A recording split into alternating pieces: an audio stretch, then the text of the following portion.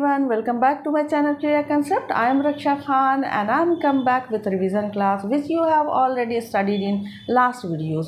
जो आप लोगों ने लास्ट वीडियो में पढ़ रखा है उसको ही मैं आज रिवीजन कराने जा रही हूँ और साथ में आप लोगों को एक ऐसा ट्रिक बताऊंगी जिससे आप लोग सिंपल प्रेजेंट टेंस और सिंपल पास्ट टेंस के सेंटेंसेस को, इंट्रोगेटिव सेंटेंसेस और नेगेटिव सेंटेंस को आप लोग क्विकली पहचान लेंगे। स्टार्ट करने से पहले आप लोगों से रिक्वेस्ट करना चाहूँगी कि अगर आप लोगों को मेरा वीडियो पसंद आता है तो इसे लाइक शेयर कर दें और मेरे चैनल को सब्सक्राइब कर दें, साथ में बेल आइकन को भी प्रेस कर दें ताकि आप लोगों को नोटिफिकेशन मिलता रहे। तो लेट्स गेट स्टार्टेड।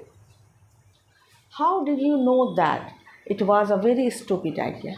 तुमने कैसे जाना कि ये एक स्टूपिड आइडिया है, ये एक बेवकूफ़ाना आइडिया है। How did you know that? That का मतलब होता है कि हाउ डिड यू नो, तुमने कैसे जाना कि। तो ये एक फ्रेज़, ऐसे सेंटेंसेस आप कम से कम 10 बना लें और 10 बना करके उसको बार बार बोलने की प्रैक्टिस करें। How did you know that my purse is empty? तुमने कैसे जाना कि मेरा पर्स खाली है। How did you know that I am going two by a new mobile? तुमने कैसे जाना कि मैं नया मोबाइल ख़रीदने जा रही हूँ। How did you know that the boy who is standing there is my son? तुमने कैसे जाना कि ये जो लड़का यहाँ खड़ा है वो मेरा बेटा है। तो हाउ डिड यू नो, तुमने कैसे जाना कि। दैट का मतलब क्या हो गया कि। अब मैं यहाँ पर आपको एक ट्रिक बताती हूँ कि इस सेंटेंस को पहचानना कैसे है। You have to recognise the tense of the sentence. तो कैसे पहचानना है? सेंटेंस में अगर आपको डिड से शुरू होता है, कोई भी सेंटेंस डिड से शुरू होता है या डिड के पहले कोई WH फैमिली का वर्ड है या व्हेन है, वेयर है, व्हाट है, हु है, वाई है, कुछ भी है, या तो डिड से शुरू हुआ हो या व्हेन डिड से शुरू हुआ हो, तो इट मीन्स आपको कुछ भी नहीं देखना और यहाँ पर क्वेश्चन मार्क है। तो आप लोगों को बस इसी डिड को पकड़ लेना है कि ये डिड क्या है। अच्छा, ये डिड जो है सिंपल पास्ट टेंस का रिश्तेदार है, उसका रिलेटिव है, तो इसी डिड को पकड़ लेना कि अच्छा तुम हो, सिंपल पास्ट टेंस हो, तो आप लोग क्विकली पहचान लेंगे। और सेम चीज़ हो जाएगा नेगेटिव सेंटेंस में, डिडंट को पकड़ना है आपको।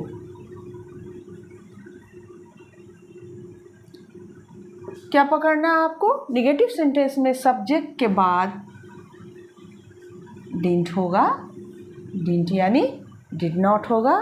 तो अब बस आपको समझ जाना कि अच्छा ये तो सिंपल पास्ट टेंस का दूसरा नाम है और कुछ भी आपको नहीं देखना। आपको स्ट्रक्चर भी याद करने की ज़रूरत नहीं है कि इसमें स्ट्रक्चर क्या होता है। बस आपको डिड देखना है, डिडंट देखना है और आपको पकड़ लेना है कि ये तो सिंपल पास्ट टेंस का दूसरा रूप है।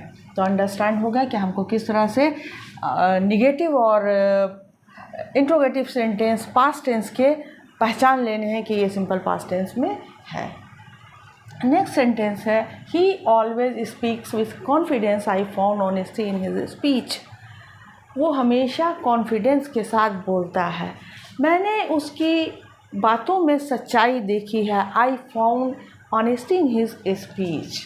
तो अब इस तरह के सेंटेंस को बोलने की प्रैक्टिस करनी है। सबसे पहले you have to recognise the tense of the sentence. कैसे इसको आपको रिकॉग्नाइज करना है?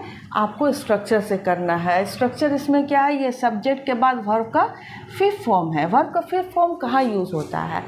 सिंपल प्रेजेंट टेंस में। सिंपल प्रेजेंट टेंस में दो तरह के वर्ब यूज़ होते हैं सब्जेक्ट के बाद, या तो वर्ब का फर्स्ट फॉर्म या फिफ्थ फॉर्म। फिफ्थ फॉर्म कहाँ पर यूज़ होता है? ही और शी के साथ। तो यहाँ पर ही के साथ जो है वर्ब का फिफ्थ फॉर्म यूज़ हुआ है, इसका मतलब कि ये सिंपल प्रेजेंट टेंस है। अब आप कहेंगे कि सब्जेक्ट के बाद होता है, यानी सब्जेक्ट हुआ उसके बाद ही वर्ब का फिफ्थ फॉर्म हो या फर्स्ट फॉर्म हो, ये होता है स्ट्रक्चर सिंपल प्रेजेंट टेंस का। लेकिन यहाँ पर तो बीच में ऑलवेज है, तो मैं आप लोगों को कुछ ऐसे वर्ड्स दे रही हूँ जो बीच में जिसे घुसने की आदत है।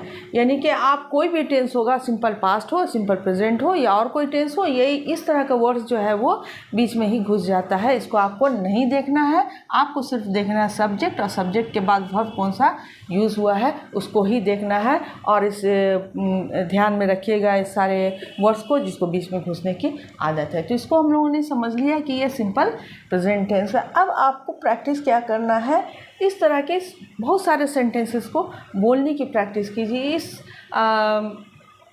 फ्रेज को ले लीजिए और आप दूसरे सेंटेंसेस बनाइए। जैसे he always speaks with confidence, वो हमेशा कॉन्फिडेंस के साथ बोलता है। He always cooks with confidence, he always write with confidence, he always talk to his HOD with confidence, वो हमेशा अपने HOD के साथ, हेड ऑफ डिपार्टमेंट के साथ कॉन्फिडेंट के साथ बोलता है। तो इस तरह के सेंटेंसेस आप बोल करके प्रैक्टिस कर लीजिए। नेक्स्ट है why do you feel hesitation while speaking English. Why do you feel. अब दूसरा ट्रिक मैं इसमें बताने वाली हूँ कि सिंपल प्रेजेंट टेंस के इंट्रोगेटिव सेंटेंस और नेगेटिव सेंटेंस को हम कैसे पहचानेंगे। तो जब भी स्टार्ट डू से अगर होता है कोई भी सेंटेंस, तो आपको इसको पकड़ लेना है, आगे कुछ भी नहीं देखना, क्वेश्चन मार्क है, आगे कुछ भी नहीं देखना है, बस आपको स्ट्रक्चर भी नहीं याद करना है, आपको समझ जाना है कि ये सिंपल प्रेजेंट है, सिंपल प्रेजेंट है। और इसके पहले आपको WH क्वेश्चन भी अगर होता है, WH फैमिली वाले वर्ड्स अगर होते हैं, जैसे व्हेन है, वाई है, वेयर है, कुछ भी है अगर डू के साथ में, तो ये सिंपल प्रेजेंट टेंस है। और नेगेटिव सेंटेंस में भी उसी तरह से होता है, डू नॉट या डस नॉट, इसमें भी डू के साथ या डू के साथ नहीं, डू या डस अगर होगा तो ये सिंपल प्रेजेंट टेंस होगा। तो इसमें हमको डू मिला, तो ये हो गया simple present tense. Why do we feel hesitation, sorry I है, why do I feel hesitation while speaking English. मैं हेजिटेशन क्यों महसूस करती हूँ जब भी मैं बोलती हूँ। Why do I feel hesitation, मैं हेजिटेशन क्यों महसूस करती हूँ। बस इस फ्रेज को लीजिए और 10 सेंटेंस बना दीजिए। Y do I feel hesitation while I speaking with my HOD। इसमें एक चीज़ और आप लोगों को ध्यान देना कि ये जो है वाइल स्पीकिंग, तो आप लोगों ने ये ध्यान दिया कि ये वर्ब का ING वाले वर्ड्स जो होते हैं वो वर्ब के फोर्थ फॉर्म है। तो यहाँ पर ये वर्ब का फोर्थ फॉर्म नहीं है। हम लोगों ने बताया है कि ING वाले वर्ड्स जो होते हैं वो कंटिन्यूटी बतलाते हैं, तो वो कंटिन्यूअस टेंस में होते हैं, लेकिन यहाँ पर कंटिन्यूअस टेंस यानी वर्ब का फोर्थ फॉर्म नहीं है। इसको आपको ध्यान रखना है कि वाइल स्पीकिंग का मतलब क्या होता है। वाइल स्पीकिंग का मतलब होता है बोलते वक्त, वाइल स्पीकिंग इंग्लिश, इंग्लिश बोलते वक्त, वाइल राइटिंग लिखते वक्त, वाइल स्पीकिंग बोलते वक्त, वाइल कुकिंग पकाते वक्त, वाइल ट्राइंग न्यू रेसिपी नया रेसिपी ट्राई करते वक्त।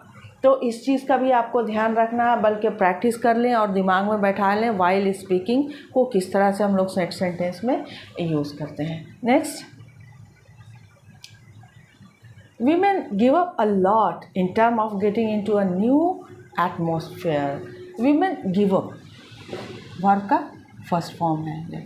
ये तो समझ में आ गया है, आप लोगों को खुद भी समझ जाना है, क्योंकि आप लोगों ने पहला वीडियो भी देख रखा होगा। अगर नहीं देखा है तो देख लें कि किस तरह से हम लोग को ये स्ट्रक्चर पकड़ना है कि सब्जेक्ट के बाद वर्ब का अगर फर्स्ट फॉर्म होता है तो वो होता है सिंपल प्रेजेंट टेंस। तो women give up, give up का मतलब होता है छोड़ देना। औरतें जो हैं बहुत चीज़ें छोड़ देती हैं in term of getting into a new atmosphere. जब भी जैसे मान लीजिए औरतों की शादी होती है, वो नए एटमॉस्फेयर में जाती हैं, नए माहौल में जाती हैं, तो उनको बहुत कुछ चीज़ छोड़ना पड़ता है, बहुत चीज़ें वो छोड़ देती हैं। तो ये सेंटेंस इसका मीनिंग निकल कर आता है, women give up a lot in term of getting into a new atmosphere. अब आप को ऐसे से और कुछ सेंटेंस बना लीजिए। Women give up a lot in term of getting marriage, शादी के बाद उनको बहुत सारी चीज़ें छोड़नी पड़ती हैं। इन टर्म ऑफ के मतलब हुआ के मामले में, यानी कि नए एटमॉस्फेयर में जाने के मामले में उनको बहुत कुछ छोड़ना पड़ता है, शादी हो जाने के मामले में उनको बहुत कुछ छोड़ना पड़ता है। ये इसका मीनिंग हुआ। नेक्स्ट सेंटेंस है, when did she start cooking. आप लोगों को डिड को पकड़ लेना है और समझ लेना कि वो ये तो सिंपल पास्ट का नाम है, तो ये सिंपल पास्ट होगा, होगा नहीं बल्कि है। When did she start cooking, उसने कुकिंग कब स्टार्ट किया, यानी पकाना उसने कब स्टार्ट कर दिया। She doesn't know how to cook, वो नहीं जानती है कि कैसे पकाया जाता है। इसमें दो बातें हैं। ये फ्रेज़ आपने देख लिया, when did she start cooking. अब आप ऐसे ऐसे 10 सेंटेंस बनाइए। When did she start making tea, उसने चाय बनाना कब से शुरू कर दी। When did she start driving a car, उसने गाड़ी कब से चलाना शुरू कर दी। When did she start writing a poem, उसने पोएम लिखना कब शुरू कर दिया। She didn't know about it.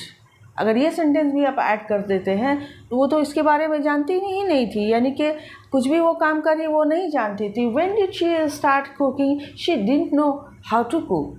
यहाँ पर लिखा हुआ she doesn't know how to cook, वो नहीं जानती है। आप चाहें तो ये भी जोड़ सकते हैं, she didn't know how to cook, यानी कि वो नहीं जानती थी उसने पकाना कब से शुरू कर दिया, कैसे शुरू कर दिया। तो इसमें एक फ्रेज़ हो गया। ये बहुत सारे सेंटेंस आपको बना लीजिए और इस चीज़ को आप लोगों को यहाँ पर रेड निशान से लगाया है कि ये जो है इस फ्रेज़ को भी आप लोगों को दिमाग में रखना है। हाउ टू कुक कैसे बनाया जाता है, हाउ टू राइट कैसे लिखा जाता है, हाउ टू स्पीक कैसे बोला जाता है, how to speak English, English कैसे बोला जाता है, हाउ टू प्रैक्टिस कैसे किया जाता है, हाउ टू मेक टी चाय कैसे बनाई जाती है। तो ये एक फ्रेज़ हुआ, इसका भी आप ढेर सारा लिस्ट बना लीजिए। अब वो बनाने के बाद you have to practice each and every sentences at least 10 times, otherwise it is very difficult to speak fluently. Practice आप लोगों को करना ही होगा। नेक्स्ट सेंटेंस है, since my childhood I wanted to become a singer. Since my childhood, अपने बचपन से। अब ये कोई टेंस तो नहीं है, इस तरह का फ्रेज़ अपने दिमाग में रख लीजिए। अपने बचपन से, अपनी जवानी से। आई वांटेड, ये आप किस टेंस में है, ये सब्जेक्ट है, ये वर्ब का सेकंड फॉर्म। इसका मतलब ये स्ट्रक्चर क्या बतलाता है हम लोग को कि ये सिंपल पास्ट टेंस में है। तो since my childhood I wanted to become a singer but I never actually told anybody, any close friend about my dream, about my future plan, about my marriage, about anything. तो आपको practice करना है since my childhood और आगे I wanted to become a teacher. Since my childhood I wanted to become a teacher. Since my childhood I wanted to become a singer. Since my childhood I wanted to become an engineer. Since my childhood I wanted to become a doctor. तो ऐसे ऐसे sentences आप लोग 10 बना ले और बना करके बोलने की प्रैक्टिस कर लें। But I never actually told. अब यहाँ पर से टेंस जो है वो सिंपल प्रेजेंट टेंस है। ये सब्जेक्ट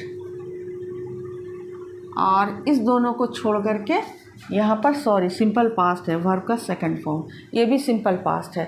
तो सब्जेक्ट के बाद जब वर्ब का सेकंड फॉर्म तो इसका मतलब कि ये सिंपल पास्ट है। लेकिन यहाँ पर बीच में ये 2 वर्ड जो है डाला हुआ, जो मैंने आपको बताया था कि इस तरह के वर्ड्स को बीच में घुसने की आदत होती है, इसके ऊपर ध्यान नहीं देना है। बिल्कुल इसको छोड़ के सब्जेक्ट के बाद जस्ट आपको देखना है वर्ब का सेकंड फॉर्म का यूज़ हुआ है।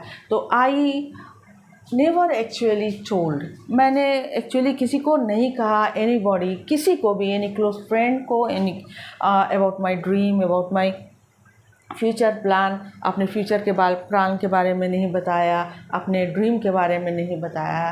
तो now this is the end of the video. मिलते हैं हम लोग नेक्स्ट वीडियो में, तब तक के लिए गुड बाय, गुड लक।